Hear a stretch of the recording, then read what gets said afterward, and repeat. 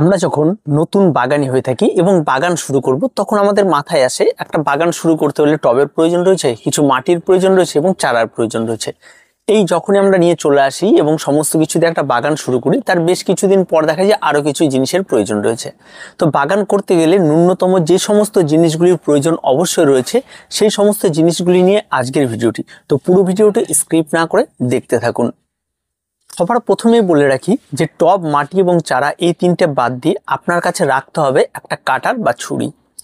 যে কোনো কাটার বা ছুরি যদি আপনার কাছে রাখেন তাহলে কাটারের সুবিধে যেটা রয়েছে, যে কোনো ডালকে অনায়াসে আপনি কাটতে পারবেন এবং বেশ সহজভাবে সেটাকে কেটে দেওয়া যায় এবং তাতে বেশ সুবিধা রয়েছে। যদি আপনি কাটার না থাকেন তাহলে কাটারের কাছে যদি আপনি ছুরি দিয়ে করতে চান তাহলে সেটাও কিন্তু অনায়াসেই করা যায়। এবং ছুরির আরেকটি সুবিধা রয়েছে, যেটা উপরে ডাল কাটার সঙ্গে সঙ্গে কিন্তু অবশ্যই নিচের গোড়াটিকেও কিন্তু সুন্দরভাবে নিড়ানি দেওয়া যায়।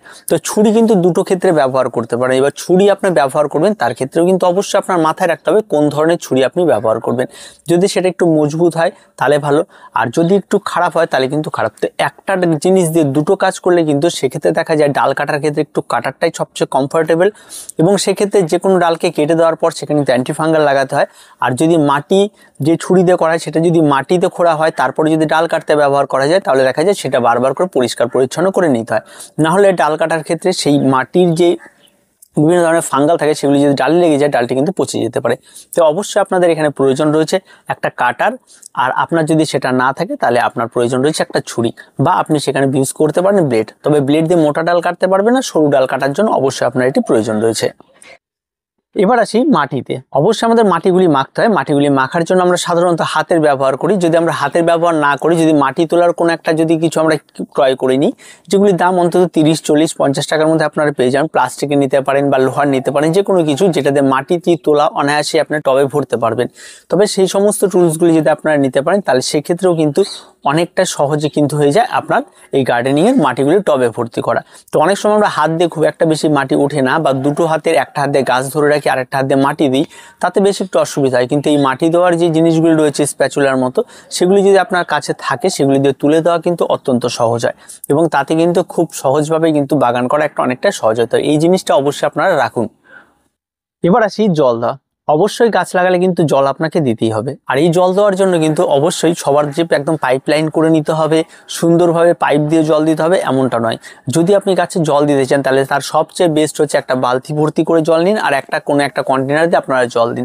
সেটা আপনার বাড়িতে রঙের কৌটো হতে পারে, আপনার বাড়িতে কোনো জল খাওয়া গ্লাস হতে পারে, বা যে কোনো কিছু হতে পারে। সেটা যেন খুব একটা বড় না হয়, যাতে দিতে আপনার কমফোর্ট মনে হয়, সেই রকম আপনারা একটা জায়গা বেছে নেবেন এবং সেই ধরনের একটা কৌটো হোক বা যে কোনো একটা কিছু কন্টেনার আপনারা বেছে নিয়ে সেটা দিয়ে আপনারা জল দিবেন। তাতে কি হবে, এই জলটা খুব সীমিত পড়বে এবং তাতে আপনার গাছে জল দেওয়া কিন্তু অত্যন্ত সহজ হয়ে যাবে। আর কখনোই কোনো কারণবশত কিন্তু অতিরিক্ত মাত্রায় কিন্তু আপনারা গাছের গোড়ায় কিন্তু জল ব্যবহার করবেন না। তাই জল ব্যবহারের জন্য সবসময় পাত্রটিকে একটু 250 ml এর মধ্যে নেওয়ার চেষ্টা করবেন বা 500 ml এর মধ্যে নেওয়ার চেষ্টা করবেন। তাহলে দেখবেন আপনার গাছে জল বেশি পরিমাণ পড়বে না এবং তাতে অনেক ভালো হবে।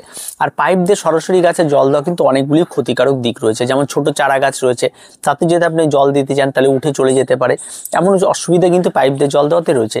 এবার সেই ঝাঁঝি দিয়ে জল দেওয়া, ঝাঁঝি দিয়ে সাধারণত আপনারা ক্রয় করতে পারেন, ঝাঁঝি দিয়েও জল দিতে পারেন। সেটাও আপনারা অনায়াসে করতে পারেন। যাদের সামর্থ্য রয়েছে, অনেক টাকা রয়েছে, তারা কিন্তু অবশ্যই ঝাঁঝির ব্যবহার করতে পারেন। তবে সবসময় ঝাঁঝি ব্যবহার করতে হবে এমনটা নয়, যদি বিনা খরচায় ব্যবহার করতে হবে তাহলে বাড়ির জিনিসপত্র কিন্তু অবশ্যই আপনার এটা লাগবে। এবার রয়েছে বেশ কিছু গাছের সাপোর্ট দেওয়ার জন্য আপনার বাঁশের বাতা তৈরি করতে হতে পারে বা বিভিন্ন ধরনের স্টিক আপনাকে ক্রয় করতে পারে। তবে এই সমস্ত কিছুর জন্য কিন্তু অবশ্যই বাঁশের বাতা হোক বা পাটকাঠি হোক, যে কোনো কিছু হোক, এই সমস্ত জিনিসগুলি ইউজ করার চেষ্টা করুন। এগুলি কম খরচের মধ্যে খুব ভালো হয়ে থাকে। আর সাপোর্ট কিন্তু অবশ্যই গাছকে দিতে হয়। প্রত্যেকটা গাছে কিন্তু একটা সময় আসলে সে বেড়ে কিন্তু নিচে পড়ে যেতে পারে। বিভিন্ন ধরনের ফলের গাছ যেগুলি রয়েছে সেগুলি পড়ে যাওয়ার সম্ভাবনাটা অনেকটা কম, তারা অনেকটা শক্ত থাকে। তবে বিভিন্ন ধরনের শীতের ফ্লাওয়ার রয়েছে বা যে কোনো ধরনের আপনার সিজনাল ফ্লাওয়ার রয়েছে, এই সমস্ত কিছু কিন্তু সাপোর্টের অত্যন্ত প্রয়োজন থাকে। তাই সাপোর্টের জন্য অবশ্যই আপনাদের কিন্তু রেডি রাখতে হবে যে কোনো ধরনের বাঁশের ডাল, বাঁশের বাতা, বা আপনার এখানে ব্যবহার করতে বিভিন্ন ধরনের গাছের ডাল, এই সমস্ত কিন্তু অবশ্যই আপনাদের ব্যবহার করতে হবে। তবেই কিন্তু আপনার গাছের সাপোর্টটা খুব ভালো হবে। তাই সাপোর্ট কিন্তু অত্যন্ত প্রয়োজনীয় একটা জিনিস, সেটাও কিন্তু আপনাকে রাখতে হবে। এবার আপনার আরেকটি গুরুত্বপূর্ণ যেটা বিষয় রয়েছে সেটা একটা স্প্রেয়ার। অবশ্যই একটা স্প্রেয়ারের কিন্তু প্রয়োজন রয়েছে, কারণ আপনি যখন গাছে পেস্ট কন্ট্রোল বা যে কোনো কিছু কন্ট্রোল কিছু করবেন তাহলে অবশ্যই আপনার সেই জায়গাটাতে কিন্তু আপনাকে পেস্টিসাইড স্প্রে করতে হতে পারে, অ্যান্টিফাঙ্গাল স্প্রে করতে হবে, আর তার জন্য কিন্তু একটা স্প্রেয়ারের কিন্তু অবশ্যই প্রয়োজন রয়েছে। তাই যে কোনো বড় স্প্রে মেশিন কিনতে হবে এমনটা নয়, নর্মাল হ্যান্ড স্প্রেগুলি পাওয়া যায়। তবে এই হ্যান্ড স্প্রেগুলি অবশ্যই আপনারা যখন ব্যবহার করবেন অ্যান্টিফাঙ্গাল বা পেস্টিসাইড, তারপরে কিন্তু অবশ্যই এটাকে ভালো করে জল দিয়ে ধুয়ে তারপর রেখে দেবেন। তা নইলে কি হবে, এই অ্যান্টিফাঙ্গাল বা পেস্টিসাইড তার যে ছোট্ট জায়গাটি দিয়ে যে স্প্রেটা হয় সেই জায়গাটায় তারা থাকার ফলে যদি পরিষ্কার না করে দেন, তাহলে সেখানে তারা থাকলে তারা মোটা হতে হতে একটা সময় তারা লেয়ার তৈরি করে ফুটোটিকে বন্ধ করে দেয়, তখন কিন্তু সম্পূর্ণরূপে তার কাজ করা বন্ধ করে দেয়। তো অবশ্যই যারা হ্যান্ড স্প্রে ব্যবহার করতে চান তারা কিন্তু অবশ্যই যখনই যাই ব্যবহার করে পরিষ্কার পরিচ্ছন্ন করে রাখবেন, তাহলে সেটা দীর্ঘদিন কিন্তু আপনাদের যাবে। তো এটা কিন্তু অত্যন্ত একটা গুরুত্বপূর্ণ একদম প্রয়োজনীয় জিনিস, এটা কিন্তু বাগান শুরু করতে হলে অবশ্যই লাগবে। আর তার সঙ্গে সঙ্গে জল স্প্রে করে গাছের পাতা পরিষ্কার করা, এই সমস্ত কিছু তো রয়েছে। তো অবশ্যই আপনাদের একটা স্প্রের প্রয়োজন রয়েছে। এই কয়েকটা জিনিস কিন্তু আপনি বাগান করতে হলে অবশ্যই আপনাকে কিন্তু রাখতে হবে কাছে, তবেই কিন্তু আপনার বাগানটা খুব সুন্দরভাবে বেড়ে উঠবে। আর এই কটা জিনিস যদি আপনি না রাখতে পারেন, তাহলে কিন্তু আপনার বাগানে কিন্তু যখনই আপনি করবেন তখন আপনার মানে এটার জন্য কি করবো, ওটার জন্য কি করবো, আপনাকে কিন্তু দৌড়াদৌড়ি করতে হবে, একটার পর একটা আপনাকে ভাবনা চিন্তা করতে হবে। তো যখন আপনি গাছ লাগাবেন ঠিক করছেন, তো সঙ্গে সঙ্গে এই সমস্ত জিনিসগুলো তার সাবস্টিটিউট আপনাকে রেখে দিতে হবে এবং প্রত্যেকটা জিনিসকে আপনাকে রেডি রাখতে হবে। এবং তার সঙ্গে সঙ্গে আপনাকে আরো ভাবতে হবে যে এই সমস্ত জিনিসগুলোর কাজগুলো কোন জিনিসগুলোতে করে, সেইগুলো কিন্তু আপনাদেরকে একটু ভেবে সেভাবে গাছগুলোকে কিন্তু করতে হবে। আর গাছ করতে গেলে মূলত যেটা প্রয়োজন রয়েছে টব, মাটি, চারা, সে সমস্ত কিছু তো অবশ্যই প্রয়োজন রয়েছে। আর সর্বশেষে কি যেটা প্রয়োজন রয়েছে সেটা হচ্ছে টাইম। অবশ্যই আপনাকে কিন্তু এই গাছগুলির জন্য একটু সময় বের করতে হবে, এই গাছগুলির কাছে যেতে হবে, এই গাছগুলি কোনটা কি প্রয়োজন রয়েছে কোনটা কি প্রয়োজন নেই, এই সমস্ত কিছুগুলো কিন্তু প্রত্যেকটা সময় আপনাকে খুব কাছে থেকে ফিল করতে হবে, তবেই কিন্তু আপনার এই গাছগুলি কিন্তু খুব সুন্দরভাবে বেড়ে উঠবে। আর এই ছোট্ট ছোট্ট টুলসগুলি আপনারা অবশ্যই জোগাড় করে নেবেন প্রত্যেকে, আর প্রত্যেকের বাড়িতেই এই সমস্ত টুলসগুলি থাকে, এগুলো দিয়ে কিন্তু আপনারা অনায়াসেই কাজ করতে পারবেন। তো আর কিছু বলার নেই, ভিডিওটি আজকে এই পর্যন্তই। যারা নতুন করে বাগান শুরু করতে চান তাদের জন্য কিন্তু অত্যন্ত গুরুত্বপূর্ণ একটি ভিডিও।